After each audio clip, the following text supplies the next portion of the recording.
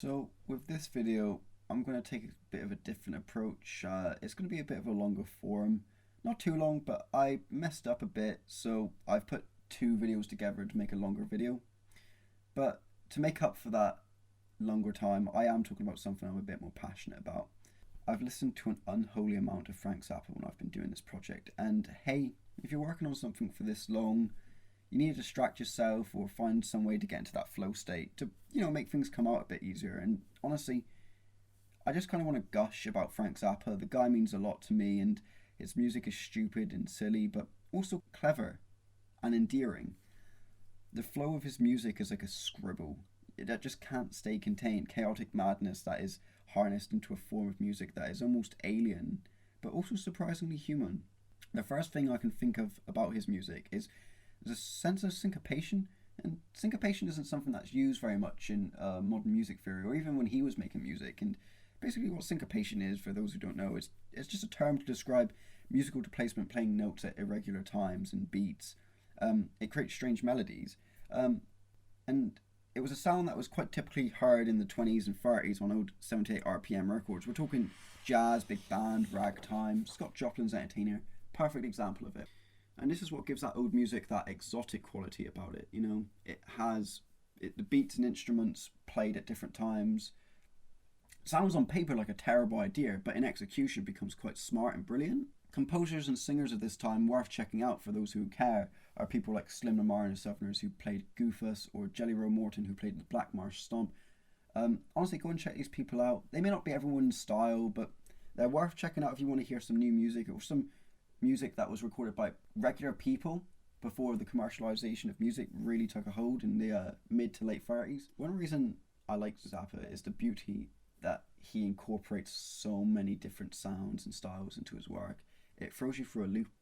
You can listen to something by him like Peaches on Regalia and then Watermelon and Easter Hay, which are both excellent songs in their own right and both instrumental songs, but be completely surprised they were composed by the same person. Another reason I like him is he's also an excellent satirist, very much in the same vein as R. Crumb, another beloved creator of mine. He's critiqued America from the 60s to the early 90s up to his last dying breath.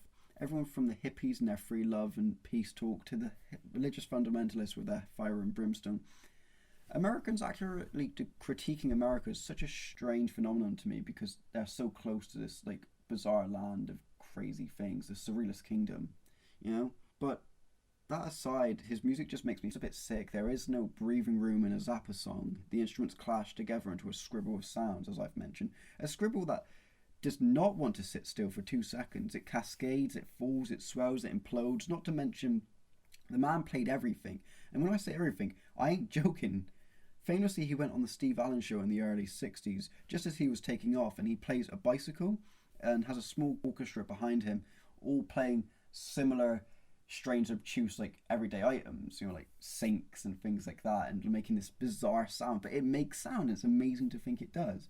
But you have this guy who clearly cared about music. He could orchestrate. He made me appreciate doo-wop music. One of his favorite composers was Igor Stravinsky, who I had never heard of until recently, and something like the Firebird Suite is an amazing piece of classical music. I'm glad that I now know about it, And I think nowhere is this craziness better exemplified than in Billy the Mountain. Now, for the most part, I listened to the Playground Psychotics version of the song, which is a bit of a longer version. It runs for about 30 minutes, and it's amazing. If I listen long, I can unashamedly know pretty much every lyric and all the sound effects, and it's an audible feast for the noise-receiving protuberances we all have.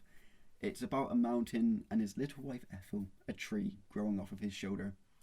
And what happens in it? It's about a mountain who receives a royalty check from a postcard agency for posing in mountains of Rosamond, California, and becomes rich. And he says to his wife, hey Ethel, let's go to New York.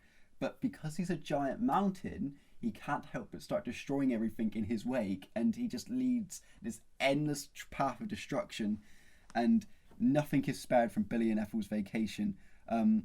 Eventually, the news picks up on him, what he's doing, and it's reported by this man called George Putnam, the right-wing creepo-fascist pig newscaster from Los Angeles, who was actually a real person, who details what Billy's doing in his destruction in all kinds of crazy ways, but then starts lying about Ethel and Billy being communists and Ethel practicing witchcraft. So now the country is against Billy.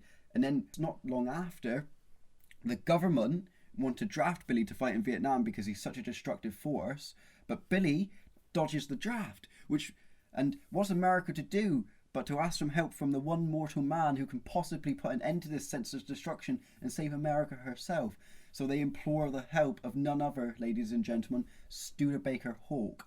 And Studebaker Hawke is a man of mystery. He's got endless urban legends about him, but in reality he's just kind of a bum. He's kind of a sleaze that just is paid by the government to sort out really stupid things. And there's loads of lore about him. He can write the Lord's Prayer on the head of a pin. He does a cosmic dance to tell people for guidance. And he looks suspiciously like Felix Pappalardi, again, another real person. And he gets paid per diem to fight Billy and or track him down to draft him. And he makes these wings out of has a broiler foil and a pair of blunt scissors, and he enters a phone booth in which he lathers up his legs with Aunt Jemima's syrup until the spoof fills with flies, so he can levitate this phone booth off the ground with these big wings out the side and fly all the way from California to New York to confront Billy. But when he comes and he tries to draft Billy and get him to do it, Billy just laughs, and basically the vibration makes Studebaker Hawke fall off into the depths below, and basically it all ends with saying a mountain is something you really shouldn't mess with. But hey, that's like Zappa's like bread and butter right there. And honestly, I could listen to that stuff endlessly. I could listen to him forever because he's got such a strange worldview. What he writes about is so silly, but he himself can be quite serious. You know, it's I don't know. I don't have any words. I just almost feel like I can't explain him or do him justice. I think people should listen to him. And again, it's not for everyone. He's very strange. He himself looks really sinister, like really off. He's got a deep sunken eyes. He's got this like big mustache and this big square soul patch. But if you can get past some of his more raunchy or even like more risque lyrics, I think you can find someone who really can just say so much and also do so much. Like he can offer you so much musical variety, and I think just giving him a go is really interesting.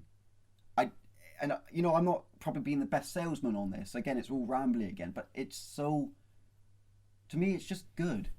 You know, it's just something that really makes me smile. It makes me happy to know a guy like this existed and that he made music like this. It just puts a big dopey smile on my face. And I think, you know, things like Billy the Mountain or like We're Only in It for the Money, which is another critique of like hippie music and like the Beatles and things like that. It's just he was on the money, he was on the ball, and honestly, like I said about 100 times during this, if you get a chance or you feel like you want to listen to some crazy music, he's there for you.